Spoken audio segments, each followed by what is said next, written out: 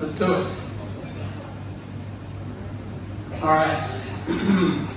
Hello and welcome to the 2022 Daminyan Gala Dinner. Now, for that, I want to apologize that I could not be with you tonight because I'm in Israel, or as it's known in the Yeshiva Befrivka community, Palestine. It's a shame because a lot of people went to a lot of effort to make this night possible, including Mushki Rap, who helped organize the event, and her husband Mitch Rap flying cold shower for the occasion. Looking out across the room, I see some worried faces, but don't worry. Unlike the last gala dinner, I'm not going to make fun of you guys, except for Joey, obviously. And if, like Will Smith, you feel the need to slap me, please focus your violence on my closest relative, 80 months. The reason I'm not going to insult you is because, let's face it, throughout the COVID-19 pandemic, you all suffered enough. And frankly, it wouldn't be fair. Because day in, day out, no one works harder than people in the Chabad community. Well, apart from everyone else in Australia. But as I've learned from my time at Daminyan, it's not about how hard you work or how early you get to shul, or even if you make it to shul. It's not about quantity. It's about what's in here. It's about heart. I've learned that if you're going to work 2 hours a day, do those 2 hours with heart.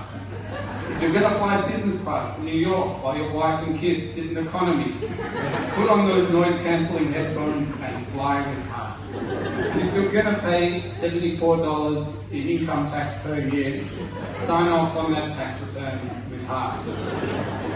Speaking of someone who'd hate to part with $74, I'd like to take this opportunity to welcome our guest of honor for the evening, Alex Weisels. Welcome, Alex.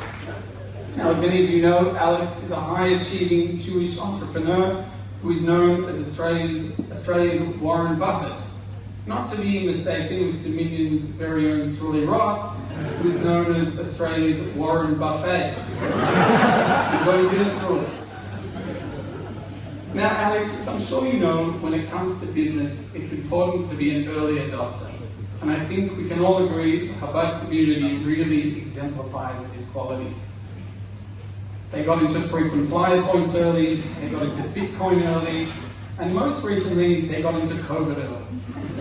Yes, in the early days of the pandemic, it felt like the only two places you could catch it was in Coburg or Hotham Street.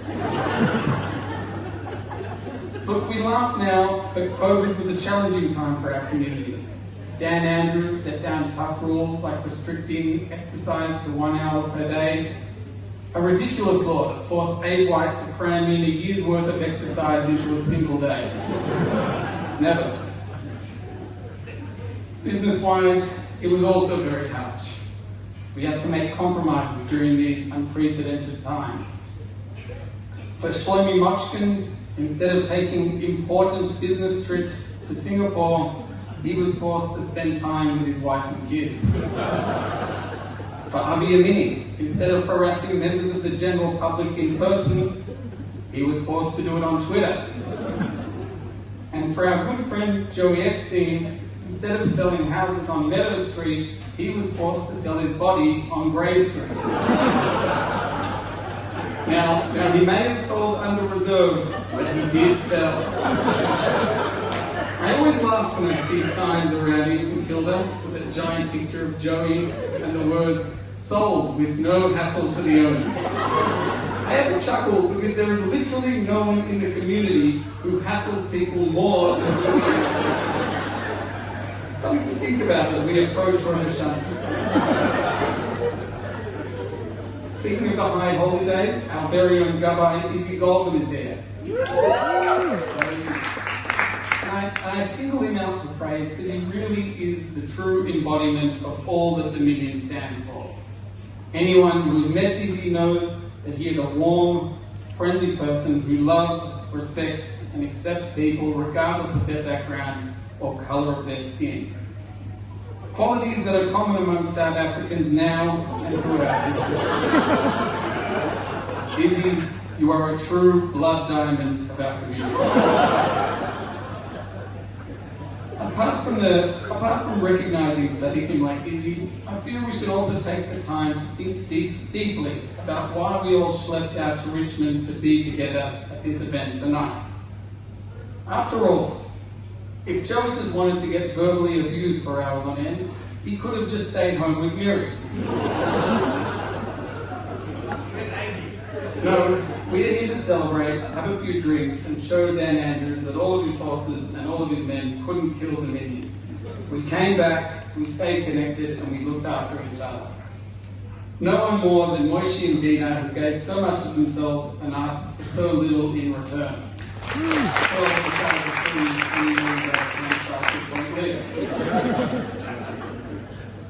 Moishi and Dina, thank you all for the love and support you've given to my family and everyone in the room today. Okay.